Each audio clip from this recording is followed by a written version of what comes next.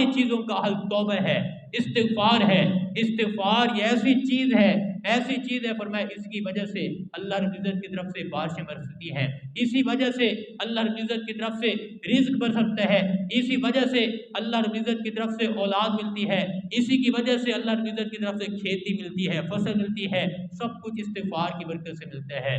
حضرت حسن بصری رحمۃ اللہ علیہ اپنی مجلس کے اندر بیٹھے ہیں، ایک آدمی آیا، آ کر کہا کہ حضرت قحط سالی ہے، دعا کریں قحط سالی دور ہو جائے۔ حضرت نے فرمایا کہ استغفار کرو، قحط سالی دور ہو جائے گی۔ دوسرا آدمی آتا ہے، آ کر کہتے ہیں حضرت میری اولاد نہیں ہے، دعا کرو اللہ مجھے اولاد دے دے۔ فرمایا استغفار کرو اللہ تمہیں اولاد دے دے گا۔ تیسرا آدمی آتا ہے، آ کر کہتے ہیں حضرت میرے کاروبار کے اندر تنگی ہے، دعا کرو اللہ مجھے رزق دے دے۔ فرمایا تم استغفار کرو اللہ تمہیں رزق دے گا۔ چوتھا آدمی آیا، آ کر کہا حضرت میرا باغ خشک ہو گیا ہے، دعا کرو اللہ مجھے فصل دے دے۔ فرمایا استغفار کرو اللہ تمہیں فصل بھی دے گا، پھل دے گا۔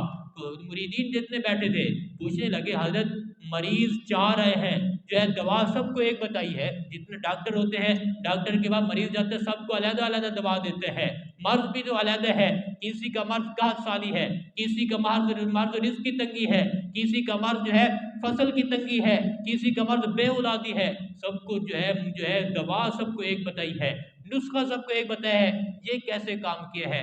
حضرت نے فرمایا میں نے اپنی طرف سے تو نہیں بتایا، یہ تو اللہ رب العزت نے قرآن مجید کے اندر خود فرمایا ہے فَقُلْتُ اسْتَغْفِرُوا رَبَّكُمْ إِنَّهُ كَانَ غَفَّارًا يُرْسِلِ السَّمَاءَ عَلَيْكُمْ مِدْرَارًا وَيُمْدِدْكُمْ بِأَمْوَالٍ وَبَنِينَ وَيَجْعَلْ لَكُمْ جَنَّاتٍ وَيَجْعَلْ لَكُمْ أَنْهَارًا، کہ تم اپنے رب سے توبہ کرو، استغفار کرو، اللہ یرسل السماء علیکم مدرارا، تمہاری توبہ کو قبول کر کے تمہارے اوپر موسلا دھار بارشیں برسائے گا، وَيُمْدِدْكُمْ بِأَمْوَالٍ تمہیں مال بھی دے گا، وَأَوْلَادٍ تمہیں اولاد بھی دے گا، وَيَجْعَلْ لَكُمْ جَنَّاتٍ وَيَجْعَلْ لَكُمْ أَنْهَارًا تمہارے لیے چشمے بھی جاری کرے گا، تمہاری قحط سالی بھی دور کرے گا۔ یہ ساری چیزیں استغفار کی وجہ سے ہے۔ حضرت عمر رضی اللہ عنہ کے دور کے اندر ایک دفعہ قحط سالی ہو گئی، بارش نہیں ہو رہی، قحط سالی ہے، پریشانی کا موقع ہے۔ حضرت عمر رضی اللہ عنہ گئے میدان کے اندر، استغفار کیا۔ حد ہوتا تو یہ ہے کہ جب سب کو اکٹھا کیا جاتا ہے، صلاۃ الاستسقاء پڑھی جاتی ہے، پھر دعا مانگی جاتی ہے، اللہ رب العزت کی طرف سے بارش برستی ہے۔